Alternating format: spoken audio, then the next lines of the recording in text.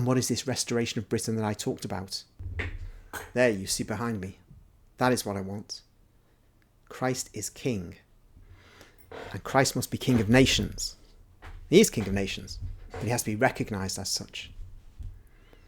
And particularly this nation. Now, what is it to be a patriot? It is to, of course, love the patrie, the fatherland. But what is that country in its essence? It's not the passing fashions of one decade or another, or one century or another. To understand what Britain is, you have to understand its Catholic past. Up to the Reformation, it was for 1,000 years, yes, 1,000 years, a Catholic country. That is, from its conception, its gestation, its birth, up to its adulthood. It was a Catholic country. It is formed by the Catholic Church, by Catholic priests, bishops, monks, popes. And so that is the essence of Britain. And it needs to return to that essence. Stop denying that essence. Now, if you think this is a bit airy-fairy and beyond the realm of politics that we need to be focused on, consider this.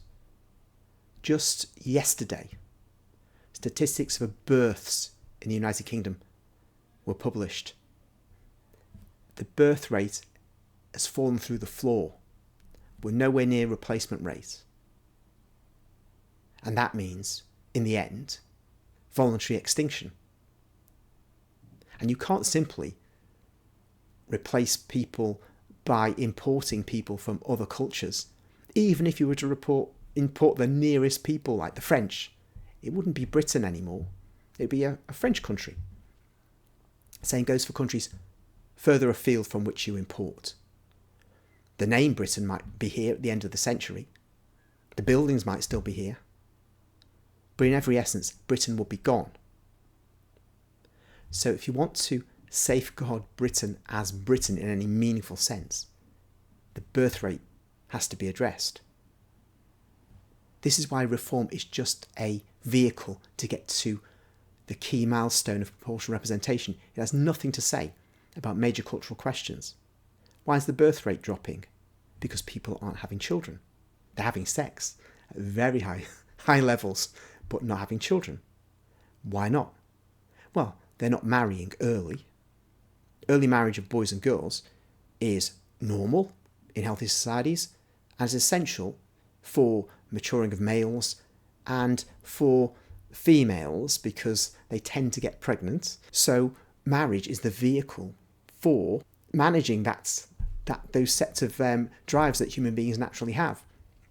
Furthermore, though, we have to consider the question of divorce, because when divorce is rampant and widespread, you have insecurity amongst couples and they enter marriage with divorce in the back of their minds, even if they're very romantic.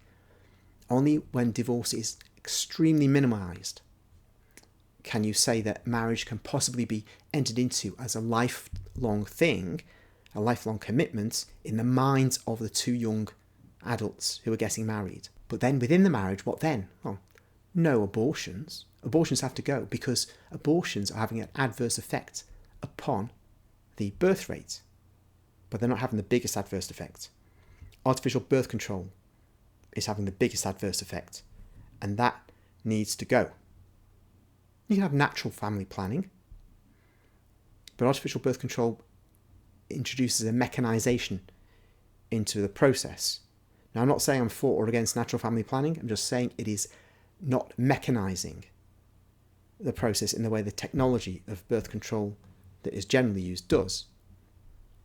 Still, the idea is natural family planning in extremis, because the couples will be entering the marriage with the intent, with the understanding that they will have many children.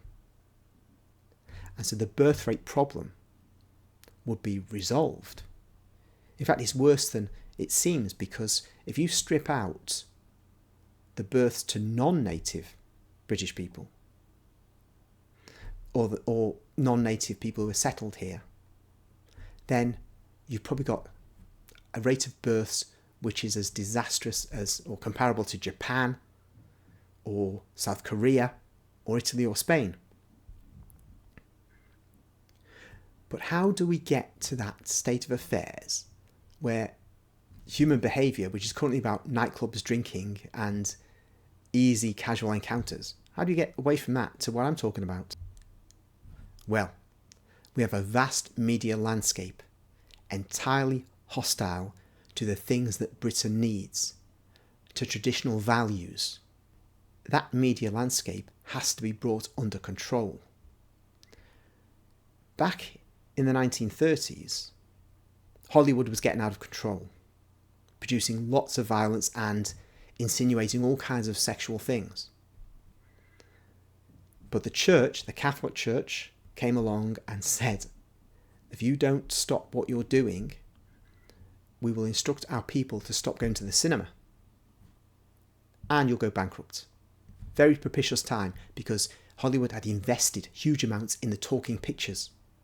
A lot of technology, a lot of cost. At the same time, the Depression had started. So the studios, MGM, Metro-Goldwyn-Mayer and others were facing bankruptcy. So at this weakened state, we got them. And they agreed to a code of what should be shown on the cinema, what could not be shown, to promote basically good traditional morals. That's why you could sit a young child in front of the television if any film made between about 1934 and 1964 is showing. But after that it becomes dangerous. So what kind of world do you want? Do you want a world where your child can just watch a film and not have to worry about corrupting them? Or do you want the kind of world where we've got a rampant degeneracy? Well, by having a production code for the broadcasters, you can get back to sanity in morals. Then, if you look at the national broadcaster, the BBC, which is a centre of degradation for national morality, it simply needs to be gutted and rebuilt, and people put in place who will promote good morals. Someone might say, what are good morals? Well, this is why I'm extremely keen on emphasising you need a religious underpinning. Well, obviously it can't be Islam. That's a degenerate religion compared to Christianity. It may not be degenerate compared to the Aztecs, but we basically, as Catholic armies in the Middle Ages, we defeated them all. We have the best civilization. This country had the best religion for 1,000 years, as I've said, Catholicism. It simply needs to return to the roots of its own ancestors. And if they do that, then there can be a national regeneration. But Rome wasn't built in a day, not even by the Roman Church. It takes time, and we're in such a pit, we have to climb out of it. So the first step of climbing out the pit is to get proportional representation. Hold your nose, vote for whoever will promise proportional representation. Thereafter, you can set up parties of all kinds and see what comes out in the wash. And then you can get national regeneration. Of course, all this is provided that our current leaders don't drag us off into some war with Russia, China, embroil us in the Middle East again, but with fatal consequences for us this time. And none of this can be guaranteed. And I must say, I'm not optimistic. I don't think we've really got the time to do all the things I'm talking about, but we must never think that things can't be resolved. We must embark on the journey as soon as possible. So forget Richard Tice. Forget all that. What matters is the Reform Party is a vehicle for starting national renewal.